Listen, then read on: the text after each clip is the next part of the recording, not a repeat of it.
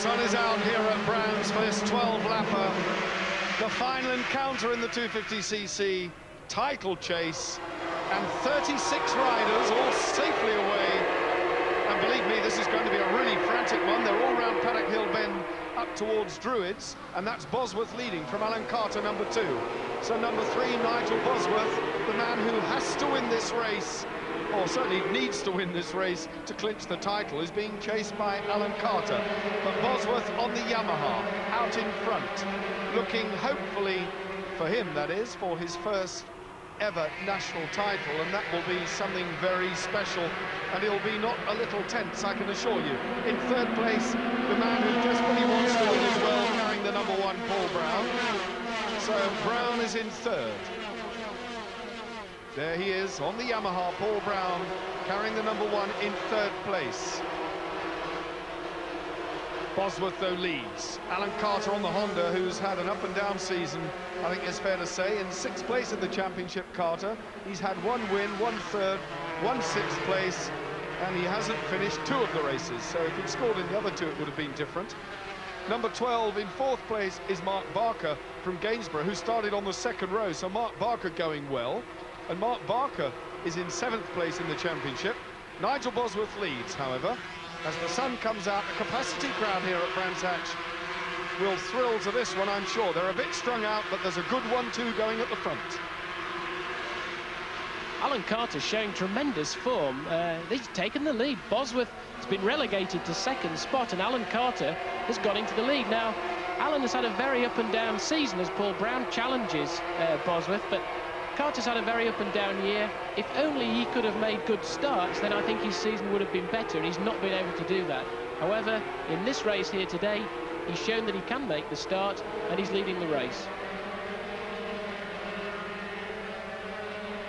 28 years of age, Alan Carter on the Honda, from Halifax originally, and the Honda team, of course, based in Louth these days.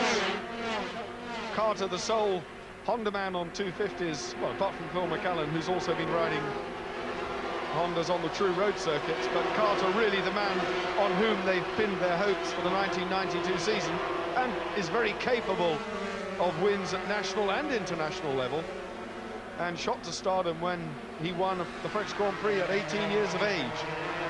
So an immense talent. Of course, 10 years ago, that was when Carter was doing the business in Grand Prix, and now here he is on the national scene, leading the championship leader, number 3, Nigel Bosworth. Brown then on the Yamaha. Up into 4th place has gone number 5, or number 6, I beg your pardon. That's Steve Sawford. So, oh, it is 5, it's Mackenzie, of course. Mackenzie, I beg your pardon. So Neil Mackenzie, the 500cc Grand Prix man, started from the front row. Mackenzie then up as a backstop to Paul Brown's Yamaha effort into 4th place, so nothing to separate this top quintet, sextet in fact. Just look at them, 1, 2, 3, 4, 5, 6, down into Graham Hill Bend. Carter leads, then Nigel Bosworth, and it looks as though Bosworth has got a problem. Nigel Bosworth, number 3, has slid right backwards. Bosworth on the left of your picture, devastated. Nigel Bosworth's Yamaha has expired, and with it, the 1992 250cc championship. Bosworth just cannot believe his bad luck, and he knows it's gone. Poor Nigel Bosworth, a mechanical problem. Roger, what else can we say? In 10 years of racing, not to have won a domestic championship and then be at a point where you have a 7-point lead in the final race, that's how it must make you feel.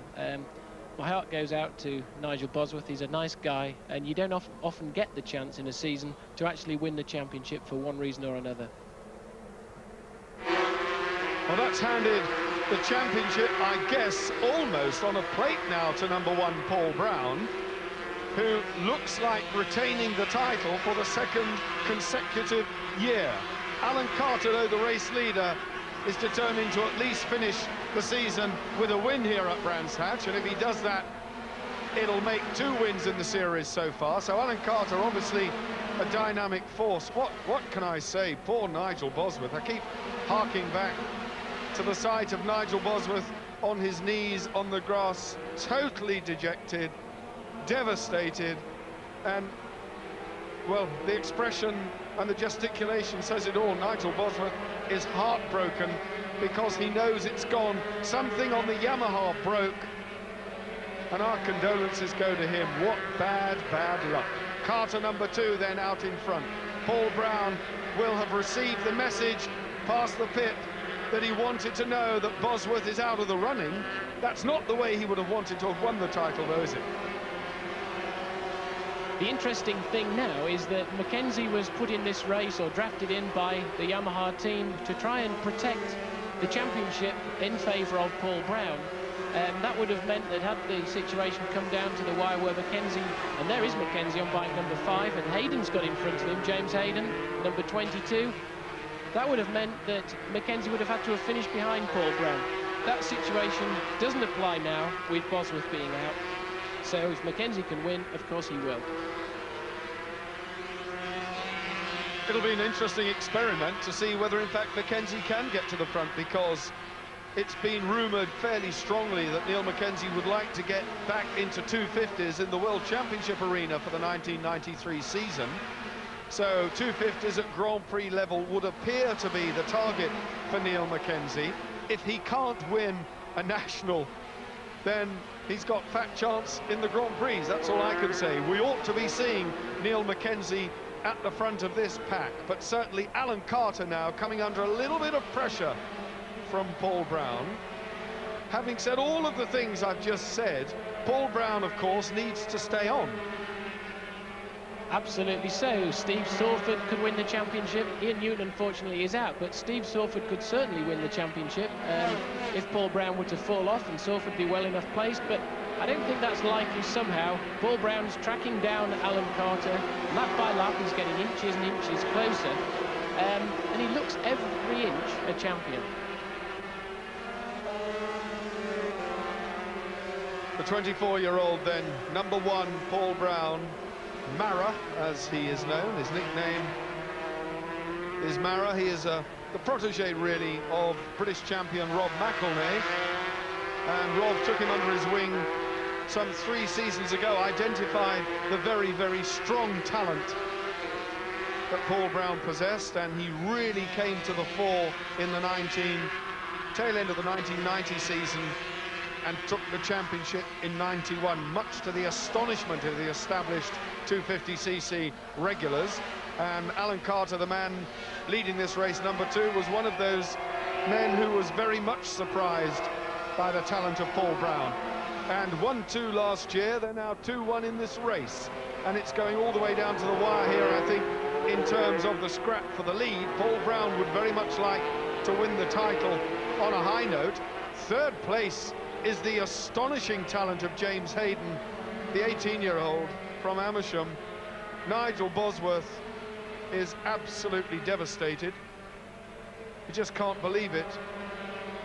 The psychological pressures on a rider, of course, Roger, coming up to a meeting like this, all throughout the practice sessions and the day before, must be enormous. From the beginning of the year, you build yourself up for a championship win. If everything's going all right and you're on a roll, which Nigel Bosworth has been, then it looks like that's going to be possible. That excites you even more, and then for that disappointment, well, I think the pictures have said it all. Well, meanwhile, a gap opening up now between the 2nd and 3rd place men. Mackenzie up to 3rd, having gone past young James Hayden from Amersham.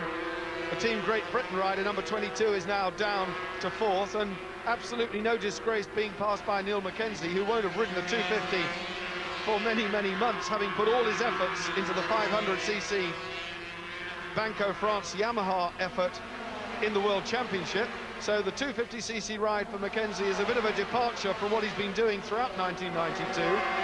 But he's acquitting it well, so we have a Yamaha in 2nd and 3rd. The Honda is out in the lead. Alan Carter, though, is coming under real pressure now from Paul Brown.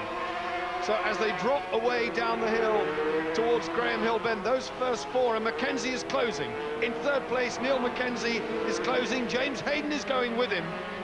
So the youngster from Amersham in 4th is really hanging on to the very best that Britain can offer in the shape of Neil Mackenzie. who in turn is chasing the reigning and soon-to-be 1992 champion Paul Brown, who in turn is desperate to take the win from Alan Carter. The interesting thing now is that Neil Mackenzie can win this race. I say that because team orders would have dictated that he may have had to have finished behind Paul Brown had Bosworth continued, but now the situation is that he can actually go out for the win, and it's taken him a few laps to warm up. That's the typical style of a Grand Prix rider, as Mackenzie is. He's taken a few laps to warm the tyres, to settle the machine down, and now he's really showing his class, and I wouldn't like to bet money against the fact that he won't win. The caption tells the story. Mackenzie's on the charge, but look at James Hayden in fourth place going with him. So young James Hayden is really going to have a go here, and we saw him putting a stunning display in at Alton Park. He was all over the place on that occasion, on and off the grass. Mackenzie on the inside at Paddock Hill Bend, but Paul Brown just closed the door. Team orders obviously no longer apply because there's very little for Mackenzie to hold back for here. The threat in the shape of Nigel Bosworth has gone. Paul Brown needs to get in front of Alan Carter because nibbling away at his back end is a very determined Scot, Neil Mackenzie, on the other Yamaha, who would like to finish his season with a win here at Brands Hatch and also maybe prove to himself. And Paul Brown slowed dramatically then. Carter rocketed away. It looked as though there was a problem with Paul Brown. Might have been a missed gear. Mackenzie has taken advantage. The two Yamaha men side by side, but Mackenzie's on the line. Neil Mackenzie, no. Across the front goes Paul Brown. Swooping round again, and look at James Hayden riding out of his leathers in fourth place. Another brilliant talent, the youngster. Paul Brown actually tried to take the corner too tight and messed his entry or exit from the corner up, which determined his speed along that back straight. I've talked about how important that is.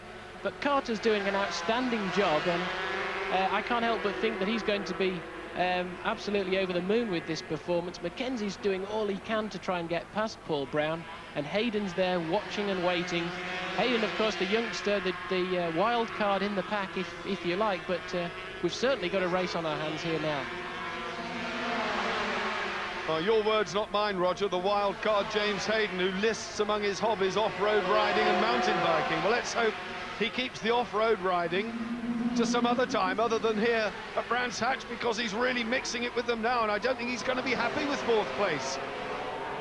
Mackenzie then still in third. A bit of pressure coming from James Hayden, having been relegated to fourth. He wants the third place back again. Alan Carter, the Honda, going really well, the RS Honda of Carter going very well ahead of the reigning champion.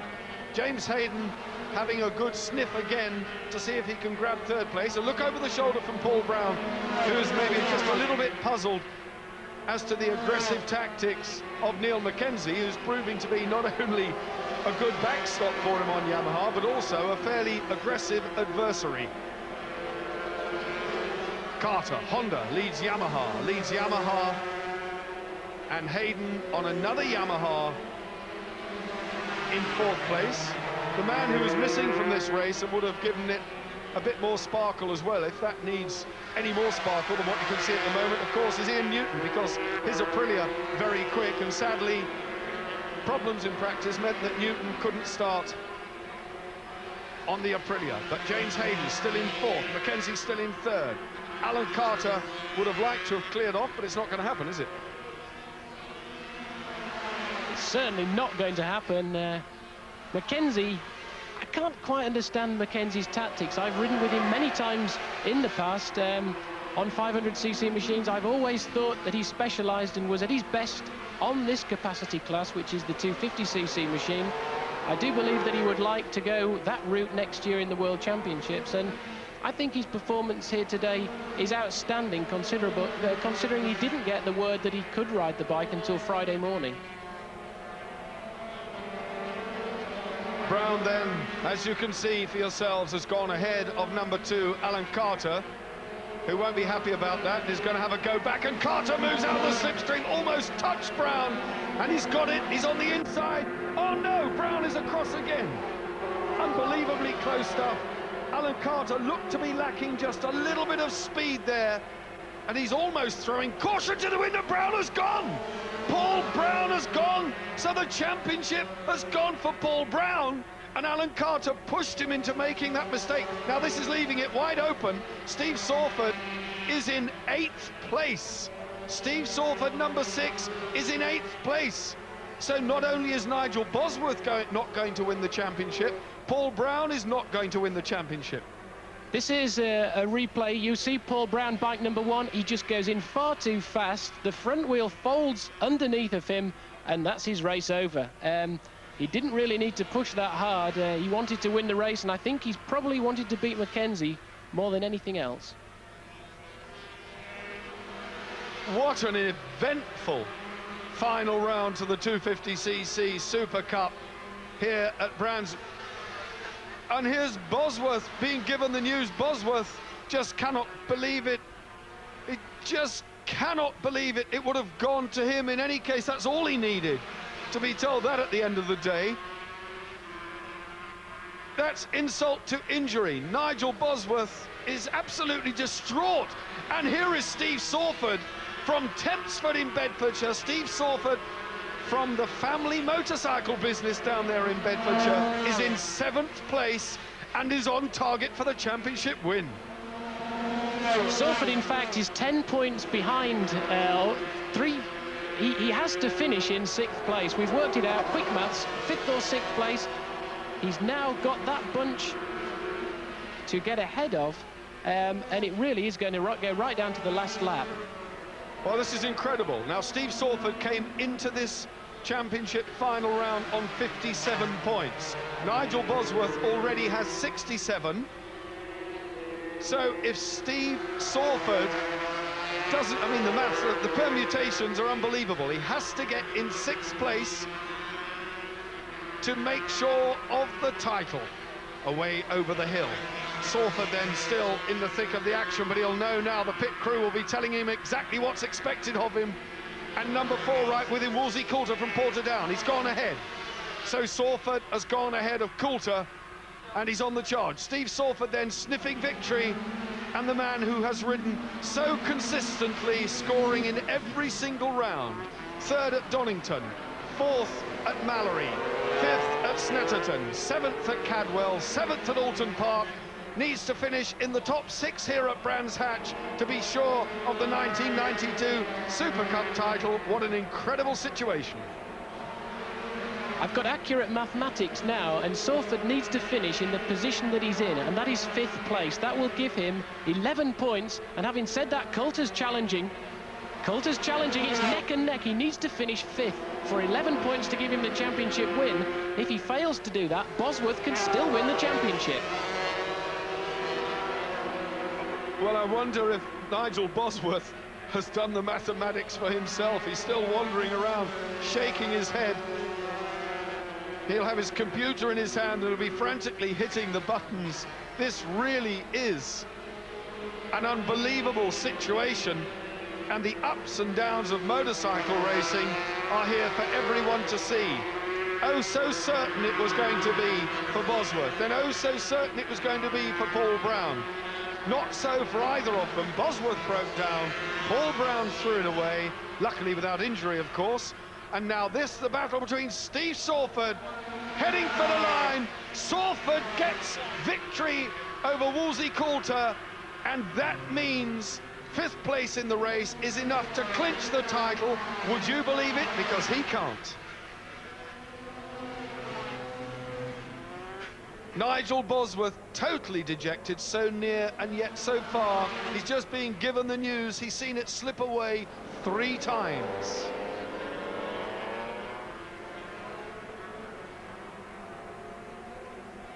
Paul Brown a little bit quieter and a bit reflective, I'm sure, on what might have been had he not slid off. He can't believe it. Bosworth can't believe it. But Steve Sawford has clinched it through being very consistent. Confirmation then of the result. Alan Carter took the win from Neil Mackenzie, James Hayden, David Heel, Steve Sawford and Wolsey Coulter, but 5th place was enough for the title. After a breathtaking final race, the championship standings look like this. 1 point was all that Nigel Bosworth needed, and he didn't get it. Salford took the title, Carter beat Brown from David Heel, and Ian Newton didn't ride but finished 6th. Number 6, Brian Morrison, came to Brands Hatch with 144 points. Hasn't improved on that, but is still in with a chance of taking the title. For that to happen, though, he would need teammate John Reynolds not to finish this race. Reynolds very much the favoured man to lift the title and indeed to win the race. Number 3, John Reynolds, now sitting on 160 points with a further 20 up for grabs. We've seen how quickly Reynolds can go. I don't think there'll be any surprises this time. Reminder then of the standings. Reynolds out on top, 160. Terry Reimer obviously won't improve on that because he doesn't ride. Morrison 144. McElnay, Dunlop and the Suzuki of Jamie Whittam still in 6th place. This is a 15-lap race. Front row, Whittam, Dunlop, McElnay, Morrison and the ever-quick, evergreen Reynolds, pole position. Looking from Reynolds' bike, 15 laps, 39 miles ahead of the final 750cc race in the 1992 Super Cup season. And Rob McElnay from the middle of the front row had a flying start into the first turn. Paddock Hill Bend, Rob McElnay number 1 leads. John Reynolds bunched in on the inside. Mark Farmer on the Crichton Norton, number 46 in 3rd place. Then it's Reynolds' teammate Morrison. Then the number 30, that's the Yamaha of Sean Emmett, the Baxi Heating Yamaha. The Yamaha of McElnay still leading though, and remember this is a carbon copy of what happened in leg 1 because McElnay shot into an early lead. Reynolds has gone with him though, and Reynolds now up in front. So in the 20-point position, John Reynolds, who has won every race he has finished in the 1992 Super Cup season on 750s. Having not finished all of them, but he's won every other one, that's for sure, is giving the others another dose of that medicine. Again, absolutely invincible through Dingle Dell. Reynolds leads, McElnay, then it's Mark Farmer, then Brian Morrison, who has very strict team orders that he has to ride sensibly and quickly in this one. And just look at McElnay. McElnay very determined on the Yamaha, and we're riding with John Reynolds in the slipstream of big Rob McElnay from Humberside. The grandstand in view, tucking down now, wrapping around the tank down the straight, and the Kawasaki very quick, but the OW01 Yamaha just as quick. Paddock Hill Bend, the Neozadon through on the inside, goes the Crichton Norton, number 46, Mark Farmer, on the rotary engine Norton. This is sensational, into the lead at Druids, but has he overdone it? No, terrific move for that. What about that, Roger? Rob McElnay was riding very defensively. He was making John Reynolds work to go all the way around the outside of him, which allowed the Crichton Norton to come through with Mark Farmer on board. And Farmer, that you can see there in the leaders, John Reynolds goes right and Whittam comes through. So that's Jamie Whittam. That's put John Reynolds now to 4th place. He's going to have to get a grip of himself, say, hey, what's going on? And he's gone past Whittam. He's up to 3rd place now, so he's stabilising things. It's these early laps when a lot of to-in and fro-in actually takes place, and I don't think John's going to let anything slip away from him or the championship. Well, it is a very tense moment, and it's not impossible for people to make mistakes in this sort of action. It's very close company, and John Reynolds, number 3, will be thinking to himself, yes, I'm in the position where I can win the championship without doing anything too special, but his natural instinct as a very competitive rider will spur him on when people start coming past him. It might just trigger a little bit of panic, and Jamie Whittam came past very quickly there, admitted he was relegated to 4th almost as quickly. Reynolds now seems to have gathered his composure just a little bit and is tucked in the slipstream of Rob McElnay. But the astonishing display of speed from the Crichton Norton in its new livery out there at the front of the race, running just a little bit wide, but Mark Farmer has really clicked with this bike. They've worked hard, they have a good atmosphere in the team, there's a good spirit, and he is really leading the best in Great Britain, beating them at their own game and getting quicker, not only as this race goes by, but as the weeks roll by. And I think 1993 is going to be a superb season for Mark Farmer and Brian Crichton if they keep this sort of performance going, not just on the racetrack, but in the workshop. Reynolds is now up to second place. As we predicted, he's taking his time, not going to make any mistakes in this one. And Farmer's doing exceptionally well, and that's the view from John Reynolds' bike. This is an uphill chicane, it's very tricky, goes right, third gear, back one gear. You can see the Crichton Road in front, a left-hander, 75, 80 miles an hour. Second gear up to third, the front wheel just lifts on the Norton. Up to third, up to fourth gear, back one gear to third and into clearways. Then into Clark Curve. This is very important, getting the power down while the bike's leant over. It's very difficult. You can see that the speed of the rotary engine there is incredible, and John Reynolds' Kawasaki is shaking a little bit as he applies the power, but John closes on the brakes at Paddock Hill Bend. Puff of smoke there as Mark Farmer applies the power. Down the dip, up again, John Reynolds closes up on the brakes into Druid's Corner. Second gear, 65, 70 miles an hour. Mark Farmer goes wide, Reynolds stays tight, then we go left into Surtees, Graham Hill Bend. Look at, ooh, a twitch there from Farmer, fantastic pictures. John Reynolds then making a bid on the outside, forcing Mark Farmer maybe into an error, and this is close company. Reynolds now on the left and going for it, switching from left to right, chopping and changing. But the Crichton Norton number 46, Mark Farmer pushing it to the very limits.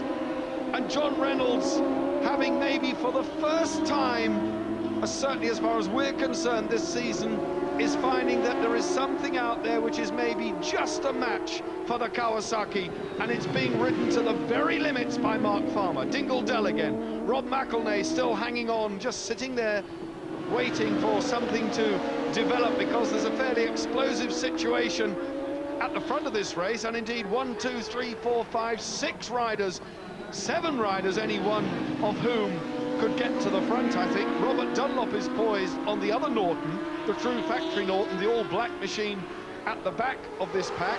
Brian Morrison, number 6, riding a much more controlled race in 5th place. Jamie Whittam, number 5, on the Suzuki in 4th place, throwing caution to the wind, and is closing now on Rob McElnay and is going for it at Druids, but no way through. McElnay knows that the 25-yard, a big twitch from Jamie Whittam. The front end, the back end, Morrison went through at Graham Hill Bend, onto Cooper Straight. Whittam's fighting back, pushing Morrison just a little bit wide. Through into the lead goes Reynolds, past Mark Farmer, who might just have run out of puff. He was certainly riding very, very hard indeed, and it would be a big shame for him if he threw something away, having had such a superb race, not just in the first outing, but in this one as well.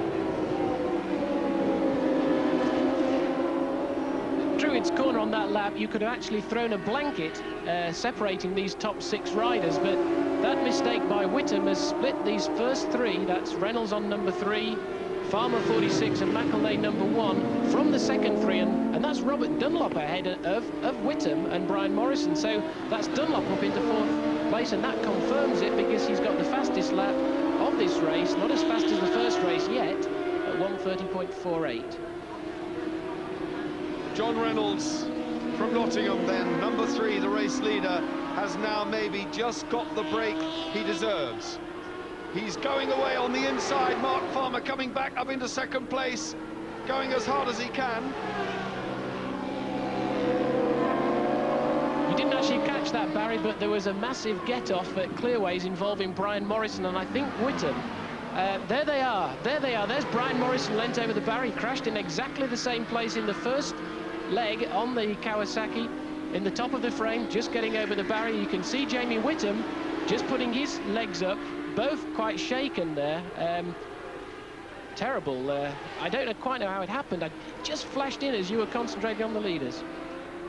Well, the Suzuki then being dragged backwards. Jamie Whittam in the left of your picture, up on his feet, battered and bruised, very fed up.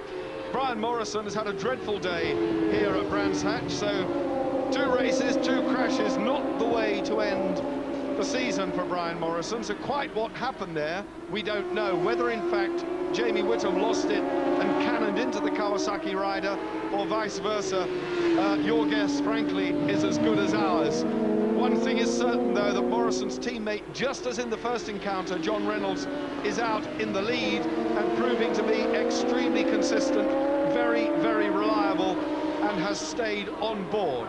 The championship then heading very much John Reynolds' way, and frankly, I don't see Reynolds putting a foot wrong. In second place, it's still Rob McElnay on the Yamaha, who will considerably improve his championship status by the end of his day's work. In third place, still, it's number 46, Mark Farmer, the Crawley-based Ulsterman on the Crichton Norton, and the factory Norton of fellow Ulsterman from Ballymoney, County Antrim, Robert Dunlop, younger brother of 14 times TT winner Joey Dunlop,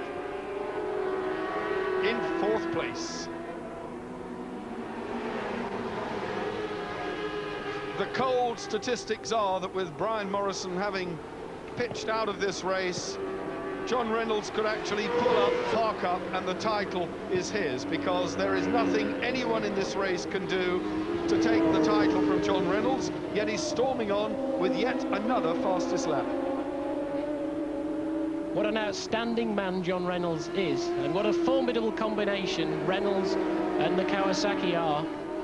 He's won 24 national victories over the course of this year, 8 in this championship, out of 11 races so far. If he wins this one, it'll be 9 out of 12. He holds 9 lap records nationally all over the UK. At 29 years old, this is the point in which his teammate Brian Morrison crashed, the entry to Clearways Corner. Applying the power here is very difficult. The bike shakes a little bit. It's 150 miles an hour, approaching now 160 miles an hour. Before the blind approach to Paddock Bend, this is the rider's eye view. This is what John Reynolds is actually seeing as he goes to more success. He's already won the 750 National Championship in another category, so this makes him now a double British 750cc world champion.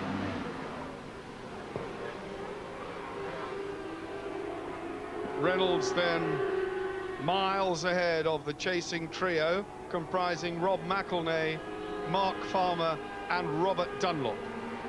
Dunlop, I sense, is beginning to close down just a little bit on Farmer in third place, and maybe could redeem a little bit of Norton's pride here by grabbing third, and just as I say it, he does it.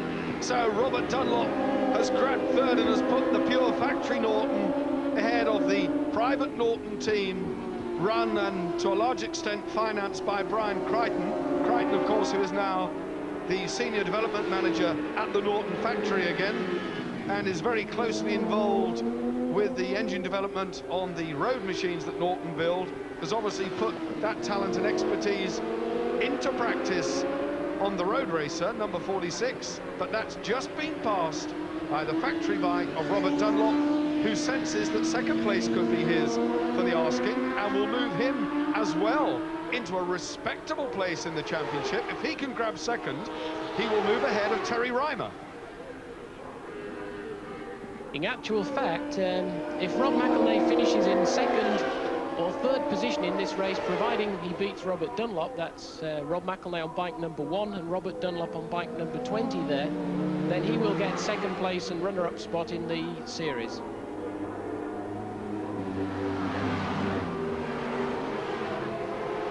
Race leader then, Reynolds. Rob McElnay will be getting pit signals. He knows what he has to do. He has to stay ahead of the Norton. So the point situation here, interesting, academic, as I say, as far as Reynolds is concerned. And Mark Farmer, number 46, everything to gain. Sean Emmett there in 5th place, and Ray Stringer on another Kawasaki, holding up the flag for the Japanese make there.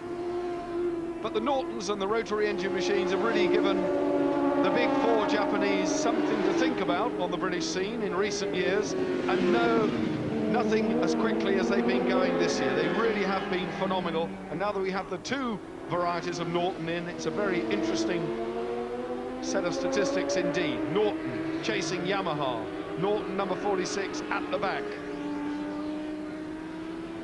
Robert Dunlop then going for that second place if he can. Rob McElnay determined to hold him off. Onto the straight one more time. And Dunlop out of the slipstream again, going for second. That just underlines the superior speed of the Norton. McElnay won't be pleased with that. Can't immediately do anything about it. But going up towards Druids, maybe McElnay will go the hard way at it. Look at the Roton, the Crichton engine Norton closing in on the back of McElnay again. Mark Farmer, not content with fourth, wants to improve. If Dunlop on the black machine, bike number 20, finishes in this position in front of McElnay, that means that McElnay and Dunlop will actually tie on points for the runner-up spot. Then it's got to be a mathematical situation whereby we count the number of second places, because neither of them have actually had a win. Well, I'm quite sure the Norton team boss, Barry Simmons, will be sticking a big board out on the straight, telling Dunlop it's second place or nothing. Won't settle for anything less. You've got to get second place.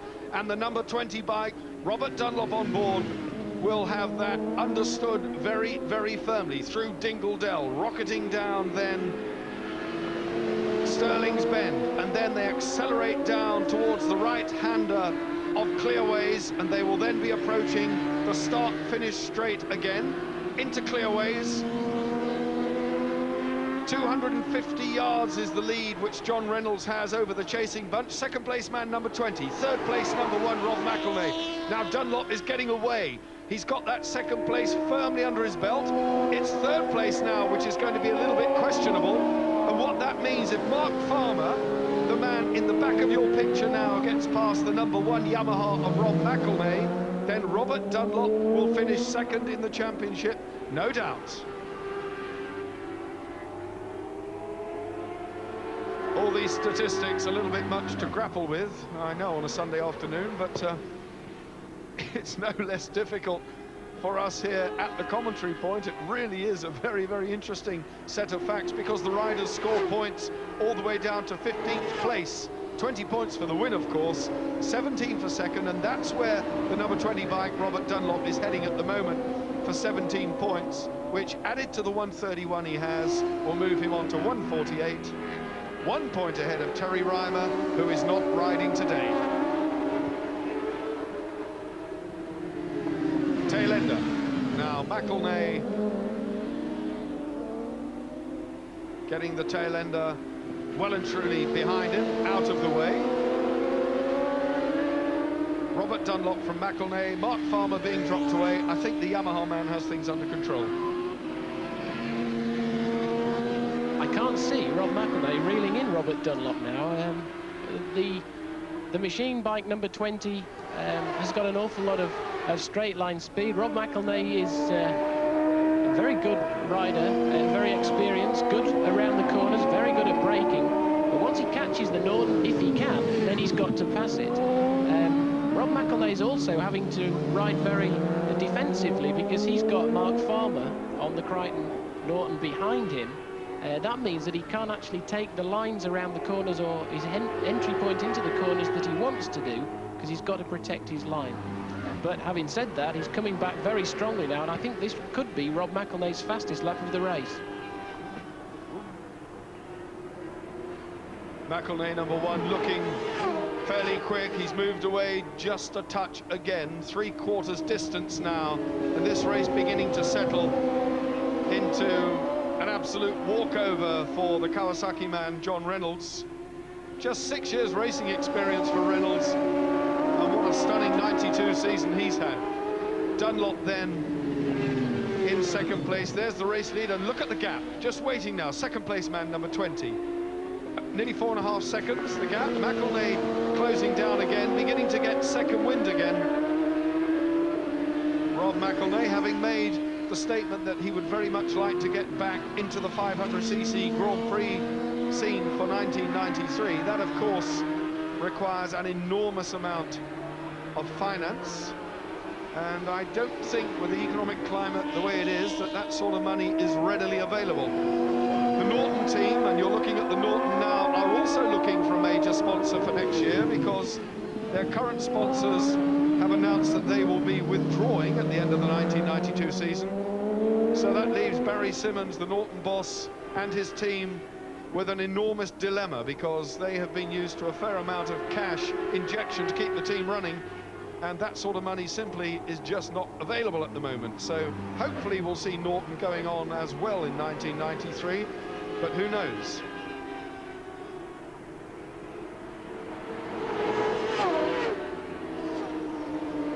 So there we see the leaders on lap 13 out of 15. Reynolds from Dunlop, McElnay, Farmer, Sean Emmett and Ray Stringer, the top 6.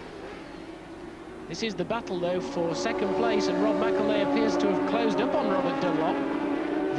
He's right on his back wheel, and Dunlop's either easing off a little bit, trying to make sure he doesn't make a mistake, and Rob McElnay's going through. McElnay now up to second place, so that's really thrown things wide open. McElnay can hold that means he gets runner-up in the championship, but Robert Dunlop's used the superior power of the Norton to come back through, and that's what Rob McElnay's going to be up against right to the end of the race. I was astonished there, because no sooner had McElnay passed Robert Dunlop than he appeared to look over his shoulder in an almost casual manner, and Dunlop just seized the opportunity and rocketed past again. I'm not so sure it was so much a question of superior power. I think a lapse of concentration on the part of the Yamaha man allowed Dunlop to get back into second place, and this is really where we have to keep our eyes peeled for the remainder of this race. The scrap between these two gentlemen is all about second place in the championship. If things stay the way they are, then Robert Dunlop will lift the second place in the series. McElnay is also pretty keen to retain a respectable championship position, and he's already demonstrated that he does have the ability to go past the Norton man. It's a question of whether Dunlop has got just a little bit saved in his back pocket, and he can pull out the stops when he has to keep Rob McElnay at bay. Dunlop then, the diminutive Ulsterman, a tiny man who rides this very big Norton, extremely powerful machine, just as well as he does the 125. And McElnay has done it again, same place, exactly the same position, came swinging out of the left-hander and shot through, and same again, same procedure, exactly the same. Robert Dunlop back in front, into clearways, Clark curve, onto the straight. The Norton leads the Yamaha over the line again. 2.6 miles to do, and it's going to be very interesting when we get to the point in the circuit out of Dingledell and into Stirling's, where Rob McElnay swept past the Norton. Is he going to do it? Having declared his hand twice, I think it's unlikely. I think he's got to try and pass Robert Dunlop before they actually get there, because that's the corner that he's quicker, and he needs to be able to get a good entry into the corner to make his exit speed good, and at the moment he was going in tight to pass Robert Dunlop, which meant he came out slow, and that was the reason that Robert Dunlop was able to repass him. So if he can get by before that time, then he's got a chance to win. But look at the gap that Robert Dunlop can extend down the straight. To the right-hander then, onto the Derek Minter straight into Westfield, sweeping round.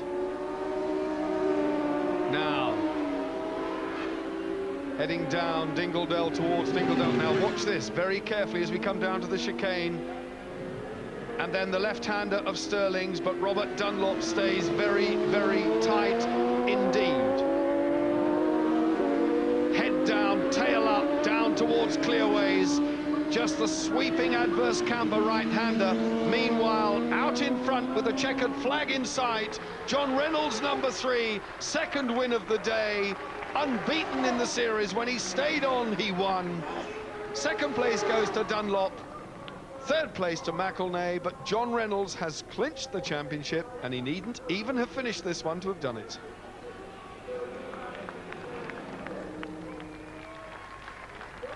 A fitting way for John Reynolds to clinch his 1992 season, and indeed the championship, with a stunning win in that race from Robert Dunlop. Rob McElnay, Mark Farmer, Sean Emmett and Ray Stringer was 6th.